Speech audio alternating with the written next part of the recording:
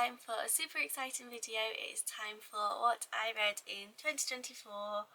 I've been so excited to make this video. I feel like this has been my reading year. I've read so much more than last year, and I've found some books that have changed my brain chemistry, some books that have changed my life, that I have loved and thought about ever since I read them.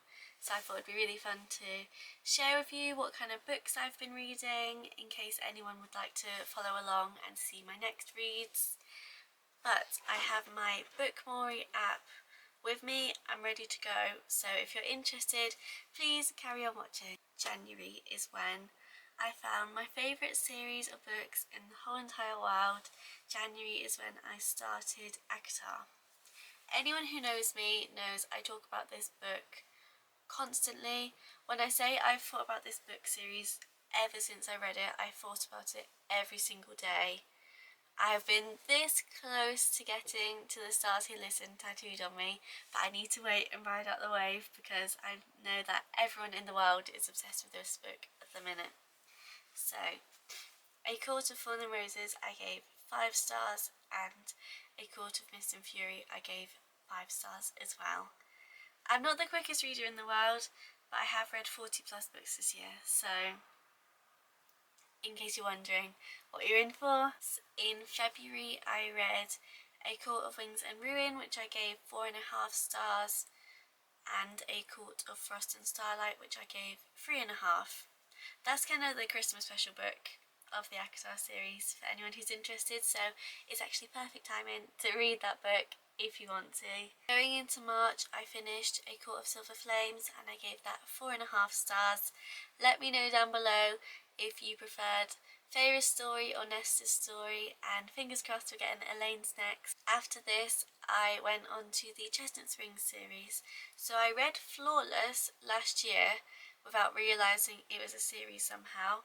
So I started with Heartless, which got 5 stars, of course, for Cade.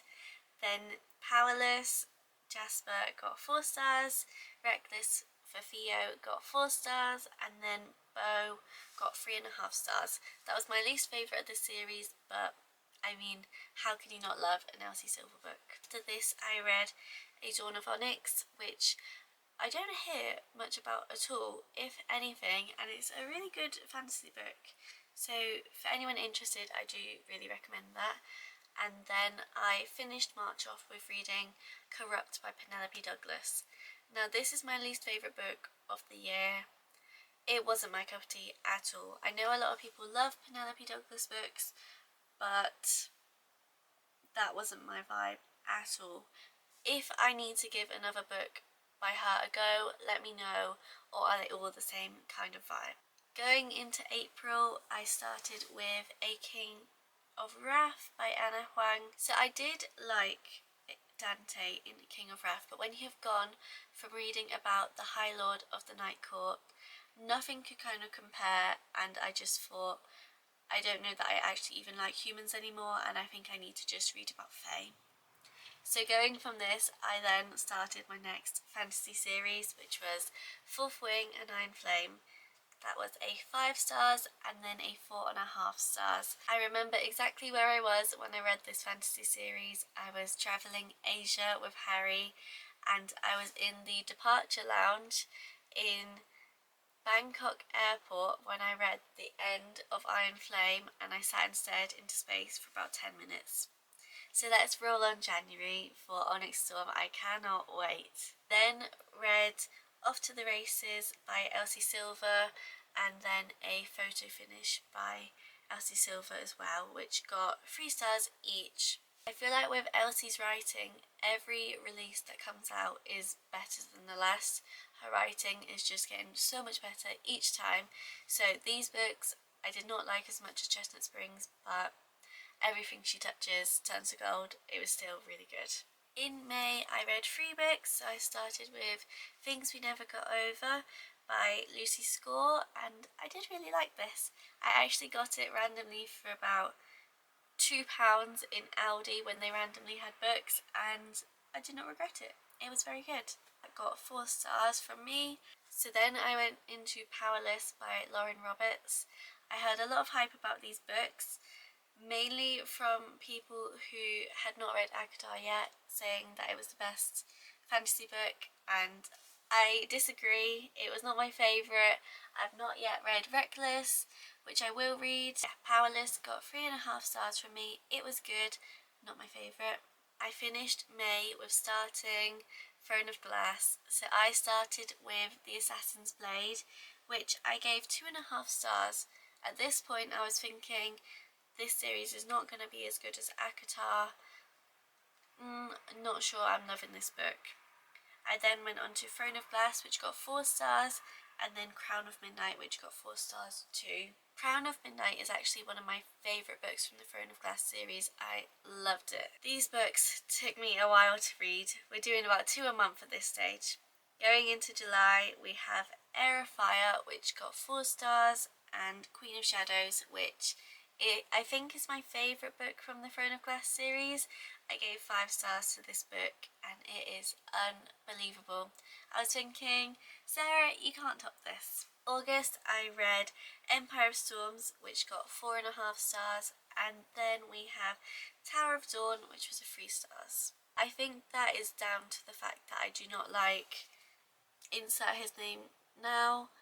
I did not want to read a full book about him, and I didn't tandem read, so that meant I had hours reading about him. Going into September, on the flight to Greece for my family holiday, I was sobbing next to a stranger on the plane at the ending of Kingdom of Ash. It destroyed me.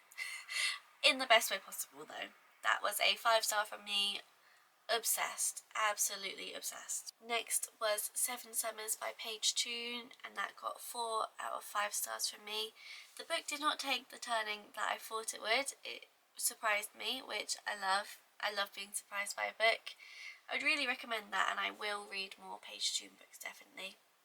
After this, I thought I'm going for a nice, light-hearted teenage romance books, starting Binding 13. Anyone who has read this series will know that is not what I was in for. It was an emotional roller coaster, but I gave them 3.5 stars, 4 stars, 4 stars, 4 stars. I personally preferred Joey's story to Shannon's story, but they are unreal. I've not read, is it Taming 7? I've not read that yet because I want the second Gibbsy book to come out before I start the first one. Going into October now, I have made a video about the books I read in October, talking about them in more detail, but I read Things We Hide from the Light, so the second Knock 'em Out book, and that got 3 stars. Then it was the Cinnamon Bun Bookstore, which got 2 stars. Bride, which got 4.5 stars, that's one of my favourite books of the year. And then Love and Other Words by Christina Lauren is 3 stars. November I read 4 books, so I started with Wild Love by Elsie Silver, and I loved it. I loved the little snippets of Willa because she is just one of the best female main characters ever. So yeah, 3.5 stars for Wild Love. And then I went on to one of my newest favourite series, The Serpent and the Wings of Night, and that got 5 stars from me. I'm currently reading the second book in the series, so that will fall into 2025. And then I read The Christmas Bookshop, which I gave 3.5 stars, Wreck the Halls, which I gave 2 stars, How My Neighbour Stole Christmas, which is 2.5 stars, and then my last book of the year, The Christmas Tree Farm, which I gave 3.5 stars.